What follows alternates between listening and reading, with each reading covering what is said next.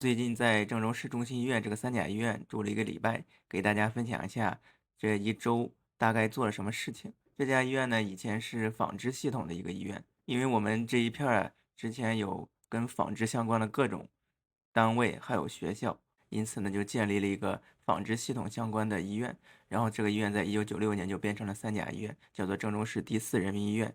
之后呢，就变成了现在这样，就是郑州市中心医院。顺带说一句啊，郑州以前有好多这种类似的机关旗下的这种医院，真的为这个系统内的职工啊提供了很大的便利。我妈呢想做宫腔镜还有肠胃镜已经很久了，她呢首先是在8月2日，也就是住院前一天，已经在门诊处挂了号，并且看了医生。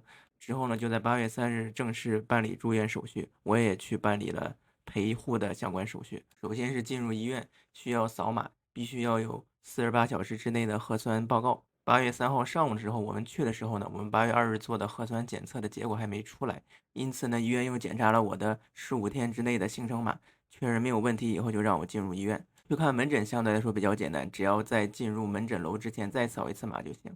但是如果要进入住院部的病房的话，就比较麻烦。在我第一次进入住院部之前，医护人员首先会要求我跟楼上，就是我妈所在的那个科室的护士站打电话，确认我妈的身份以及我跟她的之间的关系。确认之后，我才允许上楼。上楼之后，我还需要去护士站办理一个电子的陪护证。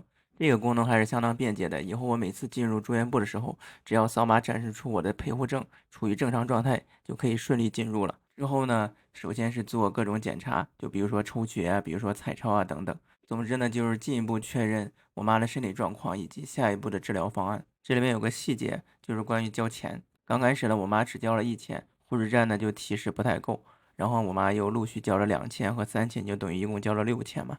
因为在上午住院的时候啊，还需要多办一个手续，上午没有办成。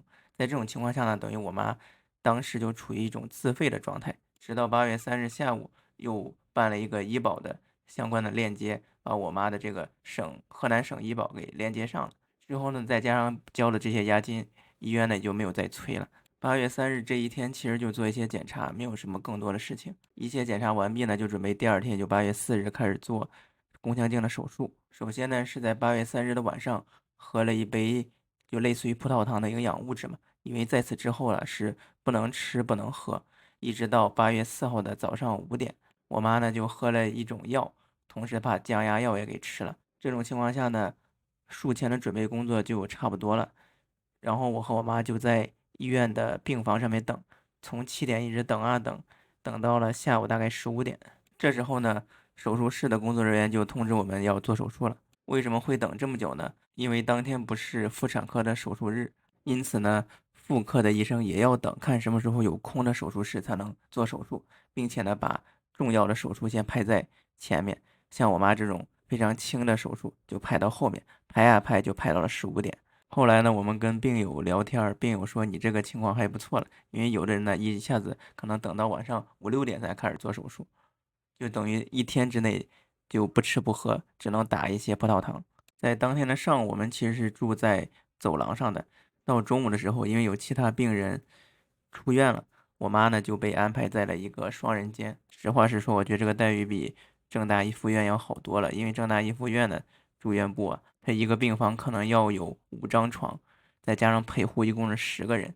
但是面积呢，可能比这个双人间只能大一点点。在这种情况下，你想想居住的条件可想而知。做手术的地方呢是在4楼，我妈呢是在9楼，都是在同一个楼里面。我在3楼等着，房间里面有一个屏幕，上面会显示不同病人的不同状态，就比如说是在手术中啊，还是在复苏中等等。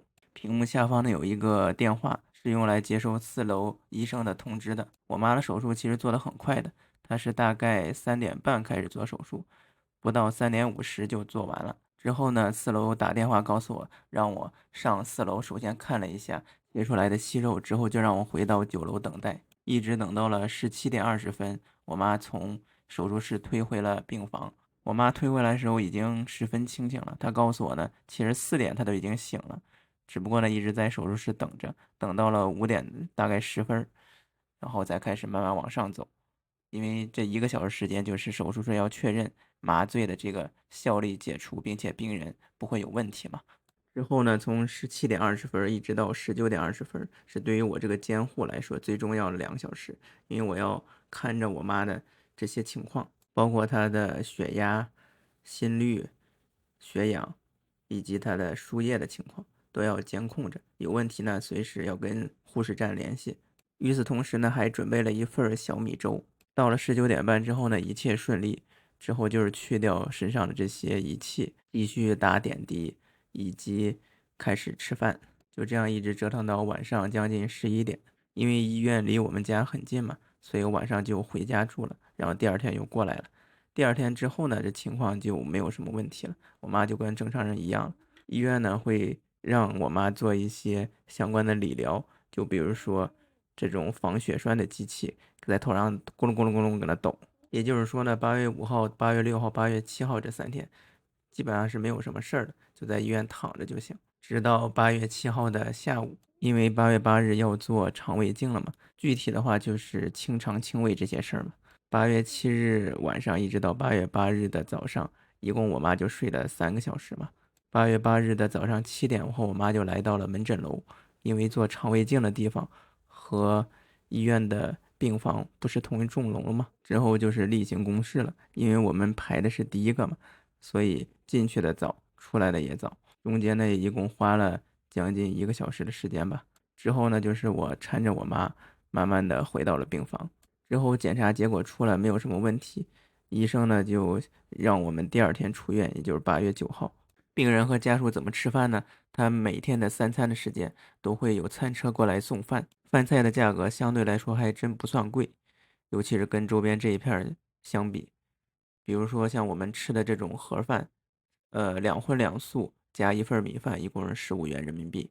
当然了，也可以前往医院的食堂去就餐，但是呢，最近这不是太热了吗？郑州都37、8度，真的不想往外跑，就在餐车买了解决就行了。到9号支付账单时候啊，我们可以看到，一共消费是15000，把医保部分去掉，自己实际支付的金额大概是1855，就按照它这个6天来算，等于1天是300多块钱吧。我们呢又细细看了一下这个账单，其实可能这1800多里面，大概有1300、1400都是用到中成药理疗上头了，就是自费部分。最后总结一下，我不清楚跟你们那儿住院相比怎么样，但是在郑州这个地方，在这里的居住体验还是要比郑大一附院要强太多了。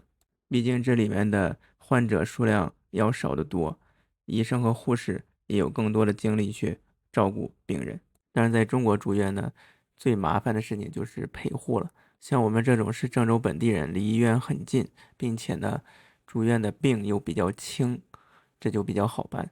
要是病比较严重，并且是在郑州市外前来看病的人，那就很费劲儿了。他们要付出的时间和精力成本要远大于我们，尤其是对于陪护的家属来说，真的每一天可能都是煎熬。好了，这就是我今天的分享内容，谢谢大家观看。如果您有任何问题，欢迎留言。